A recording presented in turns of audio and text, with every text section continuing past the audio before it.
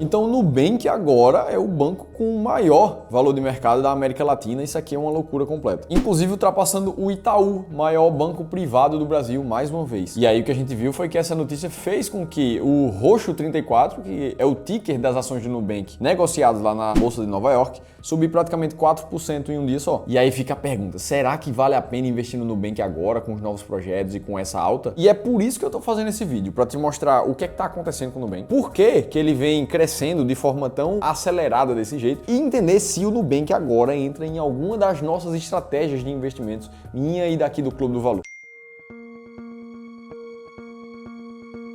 Boa, então vamos falar sobre essa história do Nubank e eu quero começar do começo. Porque a primeira pergunta que fica é como assim o Nubank, um banco digital, passou o maior banco, o maior bancão do Brasil em termos de valor do mercado? E a gente precisa lembrar que essa não é a primeira vez que isso acontece. Quando o Nubank fez o IPO dele ali no final de 2021, o que a gente viu foi uma cotação que saiu valendo quase R$12 a preços do BDR agora. E naquele momento, por um curto espaço de tempo, ele também passou a valer mais em valor de mercado do que o Itaú. Só que como as quedas que vieram nos meses seguintes foram muito fortes, chegando a cair praticamente 80%, essa história morreu e aí o Nubank só veio valer mais que o Itaú novamente agora em 2024. Lembrando que isso levou somente 10 anos de história do Nubank para acontecer, uma vez que ele foi fundado ali em 2013. E aí, para entender um pouquinho o que é que está acontecendo com o Nubank, vamos abrir os resultados do banco. Que afinal de contas, quando a gente olha esse gráfico de receita crescente aqui de 2014 até agora, a gente realmente vê um negócio fenomenal. E aí, olhando primeiro para as receitas, vendas totais do banco, o que a gente vê é uma alta de 64% no primeiro trimestre de 2024. Enquanto isso, o lucro líquido também do banco não para de subir semestre após semestre, batendo agora seus 443 milhões de dólares. Isso tudo com um índice de rentabilidade, o ROI, de 27%. E aí, se a gente olha para um prazo um pouquinho mais longo, de 2022 para cá, o que a gente lembra é que, na verdade, o Nubank ele dava prejuízo até essa época, até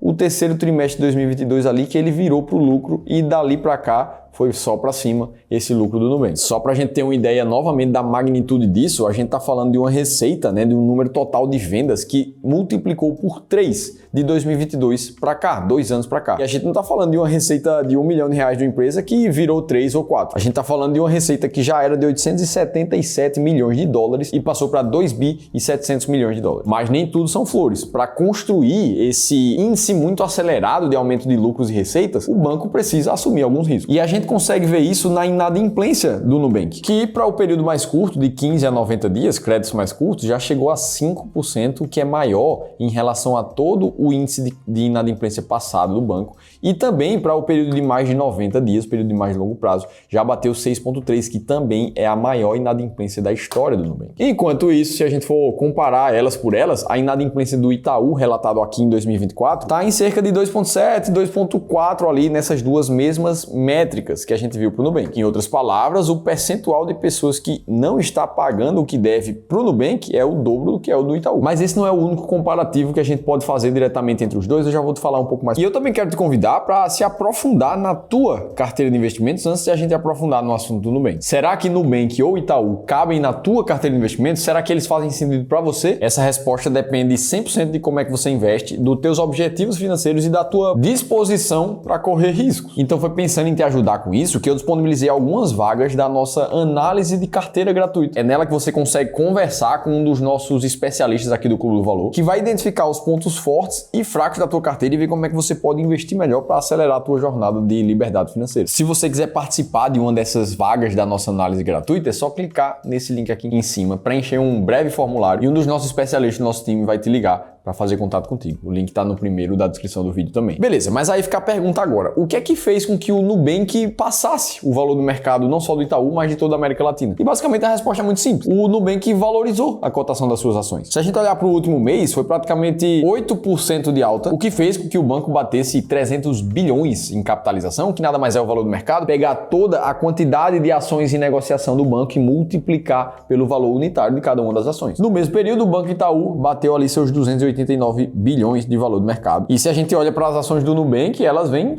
valorizando mais de 51% do começo desse ano para cá. Já as ações do Banco Itaú acompanham um pouco mais o índice Bovespa ali e caem mais de 6%. E aí você pode olhar para isso aqui e pensar, pô, beleza, então o Nubank aqui muito melhor do que o Banco Itaú. Só que a conclusão não é tão rápida assim. Primeiro a gente precisa lembrar que a gente está comparando bananas com maçãs aqui. Uma vez que o Banco Itaú é negociado na Bolsa do Brasil e o Nubank é negociado na Bolsa de Nova York. Só por conta disso, a negociação dos ativos já é completamente diferente. Não faz sentido se usar uma mesma estratégia para comparar os dois. Agora, a gente consegue comparar mais dados financeiros das duas empresas. Uma delas é olhar para o atual lucro líquido do Nubank, que está batendo 378 milhões de dólares, o que na cotação de R$ 5,21 do dia que eu gravo esse vídeo, dá quase 2 bilhões de lucro líquido. Enquanto isso, o Banco Itaú reportou praticamente 10 bilhões de lucro. Então a gente está falando de 5 vezes mais do que o Nubank. Vamos olhar para a receita, que é o total de vendas dos dois bancos. O Nubank está atualmente com 2,7 bilhões de dólares, o que dá mais ou menos ali seus 14 bilhões de reais, enquanto que o Banco Itaú reportou quase 26 bilhões. Isso já descontando alguns custos de captação de cliente aqui, ou seja, é mais do que isso. Ou seja, o Banco Itaú tem mais receita e tem mais lucro. Além disso, se a gente for olhar para a principal, o coração de uma empresa que trabalha como um banco, que é a sua carteira de crédito, afinal de contas o banco ganha dinheiro emprestando dinheiro. O Nubank hoje tem uma carteira de crédito que gira em torno de 102 bilhões de reais. Nessa imagem está mostrado ali em dólares. E para fazer o gerenciamento desse risco dessa carteira de crédito, ele tem uma provisão para devedores duvidosos de cerca de 4 bilhões de reais. Ou seja, é um recurso que o banco represa ali no seu balanço para cobrir possíveis rombos de inadimplência dos seus clientes. Enquanto isso, o Banco Itaú tem uma carteira de crédito de mais de 1 trilhão de reais. Isso aqui é muito dinheiro. E ao mesmo tempo, o Banco Itaú tem somente um PDD de pouco menos de 9 bilhões de reais. Ou seja, é 2 vezes o PDD do Nubank, só que com uma carteira de crédito que é 10 vezes a do Nubank. Isso por si só já demonstra uma gestão de risco completamente diferente. A carteira de crédito do Itaú, ela é mais saudável, mais segura do que a do Nubank. Então sim, o Nubank ele tá numa proposta de ser muito mais arrojado na geração de riqueza. Então por que o mercado acaba considerando o valor muito mais alto e valorizando muito mais as empresas do Nubank do que o do Itaú nesse momento?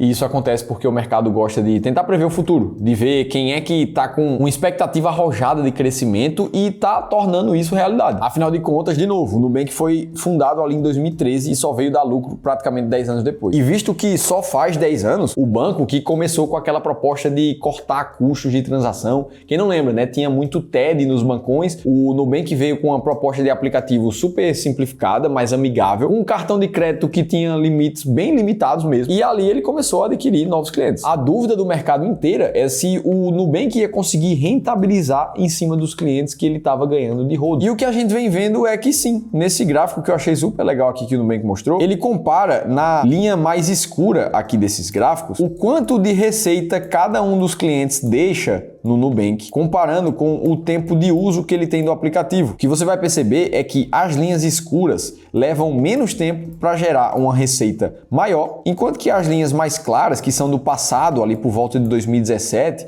elas levavam muito mais tempo para que o cliente gerasse uma receita menor. Ou seja, quanto mais o tempo passa, mais o Nubank consegue gerar maior receita por cada um dos clientes. E a ideia do Nubank é continuar seguindo, disruptando outros mercados, uma vez que ele está tentando fazer o que fez no Brasil, agora no México. Inclusive de forma mais acelerada com o que aconteceu no Brasil. É isso que esse slide aí mostra para você. E ele está tentando disruptar até outros segmentos que não somente o setor bancário. Agora o Nubank está com projetos de entrar no setor de telecomunicações, que inclusive é um setor muito similar ao dos bancos há 10 anos atrás. Setor extremamente comoditizado, com serviço bem duvidoso e altos custos. O Nubank tem um baita case. Não tem como falar que eles não impactaram o mercado. Só que é justamente por isso que o banco ganha muita atenção e com muita atenção vem muitos investidores. Com muitos investidores, o preço acaba sendo inflado. Não à toa a gente olha para o preço, para o valor patrimonial do Nubank, que está atualmente em mais de 8. Isso aqui é fora de qualquer comparação que a gente possa fazer, pelo menos aqui no Brasil. O preço sobre lucro está em mais de 44, ou seja, 44 anos para você reaver o seu investimento, contando que o lucro seria igual ao de hoje. Ah, Felipe, mas se o Nubank multiplicar por 4 vezes o lucro dele nos próximos anos, esse preço sobre lucro vai cair. Só que na verdade não. Se o Nubank continuar multiplicando os lucros dele como ele vem fazendo, a cotação das ações vai continuar subindo e o PL vai continuar sendo alto. Porque isso metrifica o mercado olhando para frente e mantendo uma expectativa de crescimento altíssimo. E esse é justamente o problema. Uma empresa que está sendo cotada num preço muito caro, como é o caso do Nubank, caso qualquer coisa venha diferente do esperado, caso o crescimento seja um pouquinho menor do esperado, por mais que haja crescimento, a empresa costuma cair muito forte. É o que aconteceu em outras linhas com a VEG aqui no Brasil, que é uma das empresas mais caras da nossa bolsa, que chegou a cair praticamente 9% em um dia só, mesmo reportando recordes de receita e de lucro. Só que como o crescimento esperado era maior, e isso já estava no preço da empresa, ela veio a cair. Então o Nubank está com o preço lá em cima. E os dividendos, né? Agora que eles estão lucrando, será que eles vão distribuir dividendos? E a resposta é muito simples, básica e direta. Eles não distribuíram dividendos até agora, a gente vê um total de 0 ali no seu dividend yield. E segundo o próprio CFO da empresa, não está nem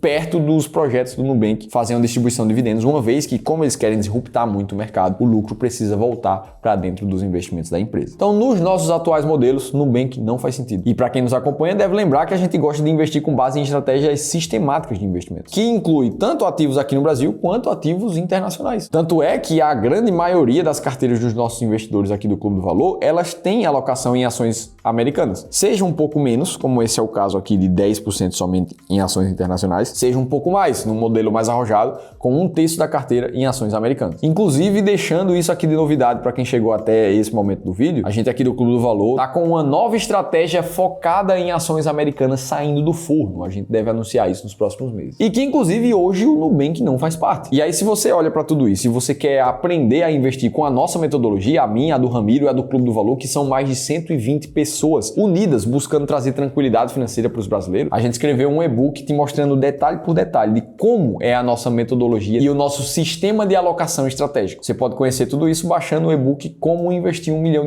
que tem esse nome ali, mas ele serve para qualquer valor do patrimônio. Para você baixar, é só clicar nesse link que eu vou deixar aqui ou no segundo da descrição do vídeo, é tudo 100% gratuito. E aí, se você quer continuar aprendendo no YouTube, você precisa assistir a análise de uma carteira de investimentos que foi a pior que eu já vi na minha vida e eu fiz aqui nesse vídeo. São R$8 milhões muito mal investidos e eu preciso que você assista. Se teve pelo menos uma informação que fez sentido para você hoje, deixa o like, se inscreve no canal que eu tô te esperando no próximo conteúdo.